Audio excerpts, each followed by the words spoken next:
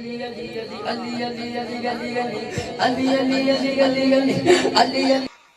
بتائیے کہ حضور اپنے قبر میں جن کو ساتھ لے گئے، سیدہ زہرا نے اپنی آنکھوں سے دیکھا کہ ابو بکر کو مصلی پر بٹھایا، سیدہ نے سینکڑوں خطبے سنے کہ میرے والد نے جب بھی نام لیا تو ابو بکر کا لیا، عمر کا لیا۔ میں آدمی بھی اپنے باپ کے دوستوں سے نہیں الجھتا، سیدہ تو پارسا ہے، وہ ابو بکر سے ناراض کیسے ہو سکتی تھی؟ سمجھا؟ میں مانتا نہیں ایسی منڈل بازی، نہیں سمجھا؟ السلام علیکم ورحمۃ اللہ وبرکاتہ۔ اللہم صلی علی محمد وعلی آل محمد، لا الہ الا اللہ محمد الرسول اللہ علی ولی اللہ۔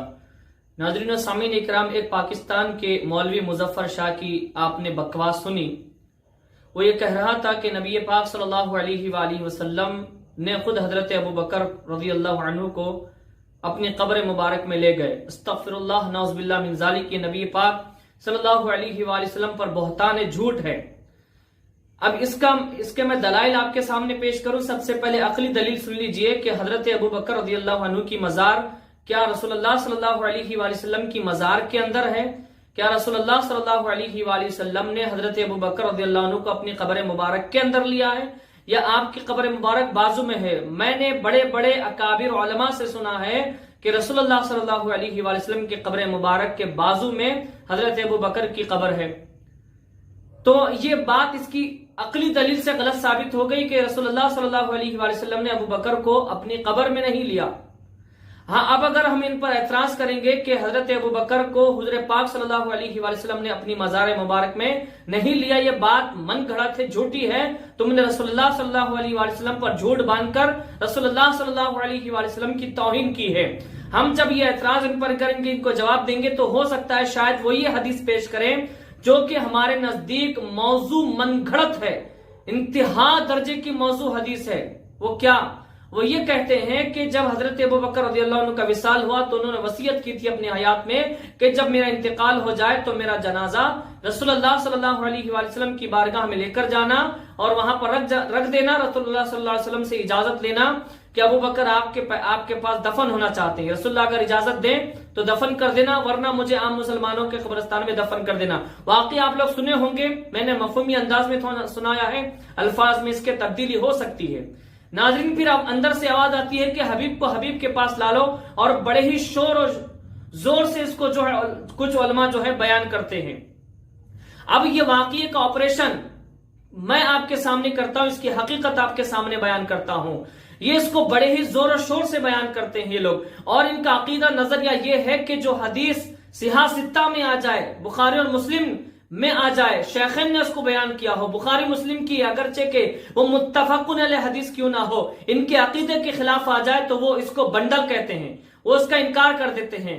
لیکن جو حدیث موضوع من گھڑت انتہا درجے کی ضعیف کیوں نہ ہو، منکر کیوں نہ ہو، غریب کیوں نہ ہو، وہ یہ حدیث کو ایسے بیان کرتے ہیں جیسے صحیح حدیث کو بھی نہیں بیان کرتے، پھر ان کے لیے وہ سر کا تاج بن جاتی ہے۔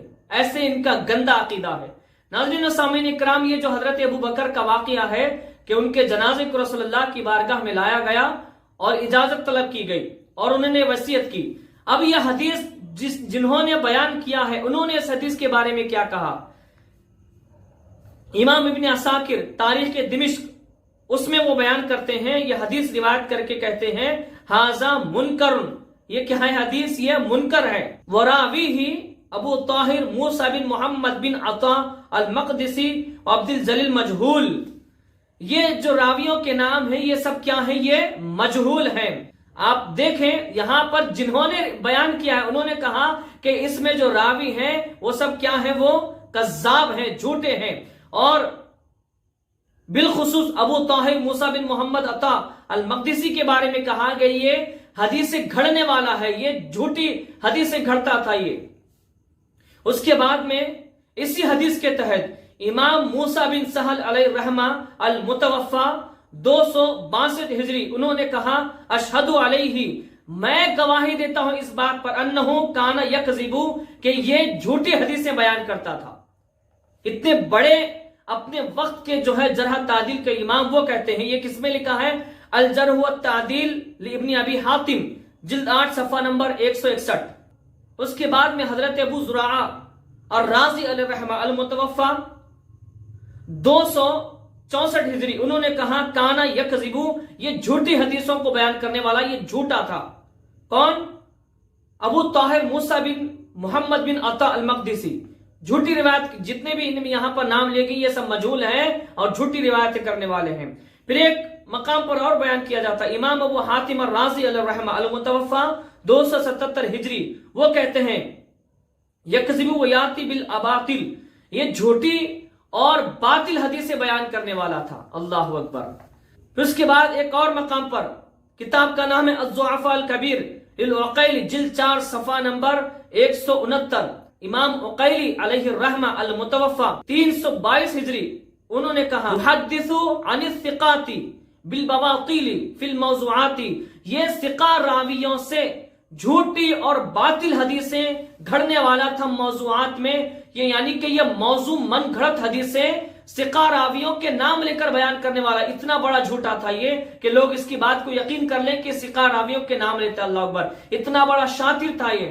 تو یہ آپ کو پتا چل گیا کہ یہ کیا ہے، یہ موضوع ہے، من گھڑت روایت ہے کہ جو کہتے ہیں بڑے زور و شور سے اس واقعے کو بیان کرتے ہیں کہ حضرت ابوبکر نے وصیت کیا تھا کہ میرے جنازے کو رسول اللہ کے پاس لے جانا اور اجازت طلب کرنا، جو بھی واقعہ آپ نے سنا ہے۔ تو ہم اب یہ کہتے ہیں کہ حضرت سیدنا امام حسن مجتبی علیہ السلام کو کیوں دفن ہونے نہیں دیا گیا؟ کیوں دفن ہونے نہیں دیا گیا حضرت امام حسن مجتبی علیہ السلام کو؟ یہ سوال ہے ہمارا، جبکہ حضرت عائشہ صدیقہ رضی اللہ تعالیٰ عنہ نے اجازت دے دی تھی کہ حضرت امام حسن علیہ السلام کو رسول اللہ صلی اللہ علیہ وآلہ وسلم کے پہلو مبارک میں دفن کیا جائے۔ یہ منمانیاں ہیں امویوں کی، یا آج کل کے اموی مولوی بنو امیہ کے ٹکڑوں پر پلنے والے، ان کے خون کا اثر آج بھی ان کے اندر موجود ہے۔ الحمدللہ کا فضل و کرم، شکر و احسان ہے رسول اللہ صلی اللہ علیہ وآلہ وسلم کے صدقے میں کہ ہم اہل بیت علیہ السلام کا نام لیتے ہیں، کیونکہ ہم ان کا کھاتے ہیں، ان کے نام کا کھاتے ہیں۔ اللہ کی بارگاہ میں دعا کرتے ہیں کہ مولا تعالی ہم سب کو اہل بیت علیہ السلام سے سچی عقیدت اور محبت کی توفیق عطا فرمائے، آمین ثم آمین، بجاہ النبی سید المرسلین طہ و یاسین۔